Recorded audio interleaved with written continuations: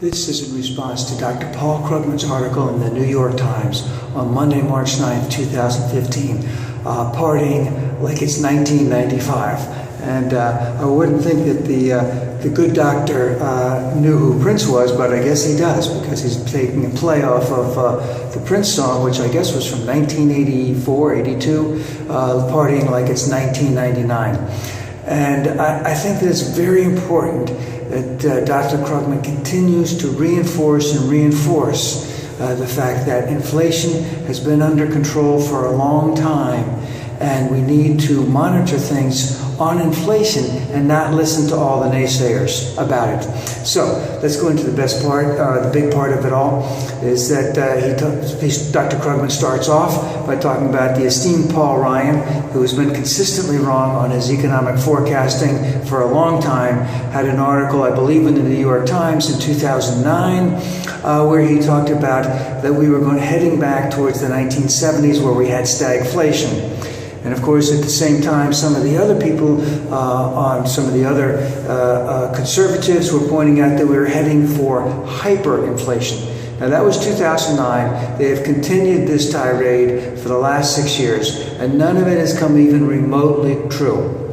Dr. Krugman points out that as of right now, we're actually getting close to the point where it's not like the 1970s that Paul Ryan had predicted, but it's like the 1990s, 1995, where job growth has continued to move ahead. We haven't seen this type of job growth in the last 8 months that we've had, over 200,000 people newly employed each month. We haven't seen that since the mid-90s.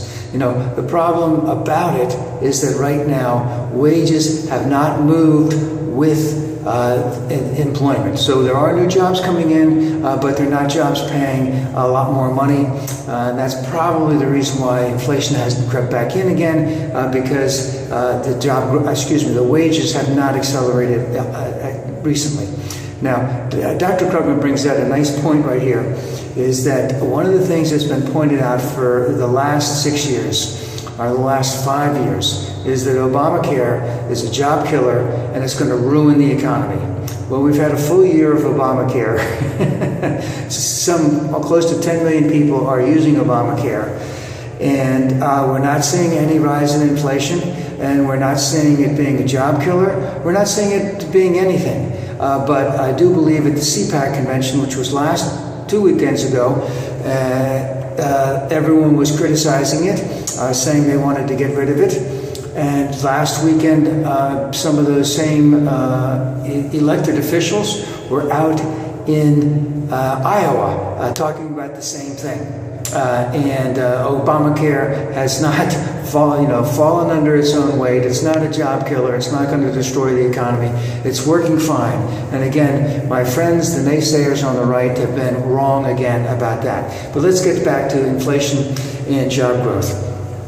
So again, the really smart people have been wrong. They've been wrong consistently for the last 6 years in terms of inflation and in terms of interest rates. Okay? And the Fed, the basis of the article, I think, was Dr. Krugman basically hoping that the Fed would continue on its course and be very wary of raising interest rates at this particular point in time, because the Fed has two mandates, and that is for price stability and for full employment.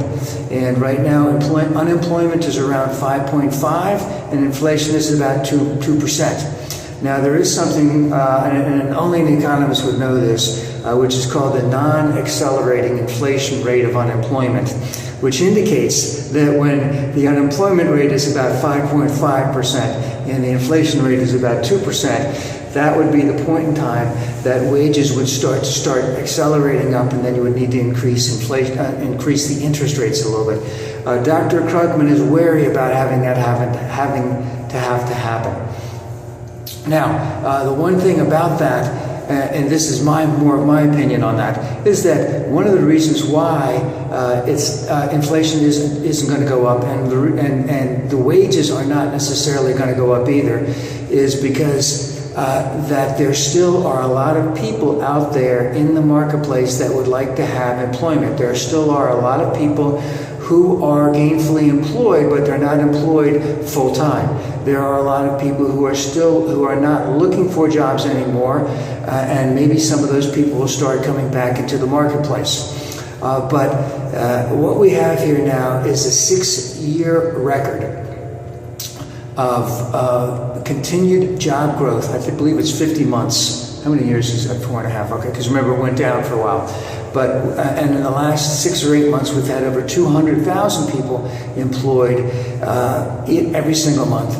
And inflation has not kicked back in. Interest rates have not kicked back in.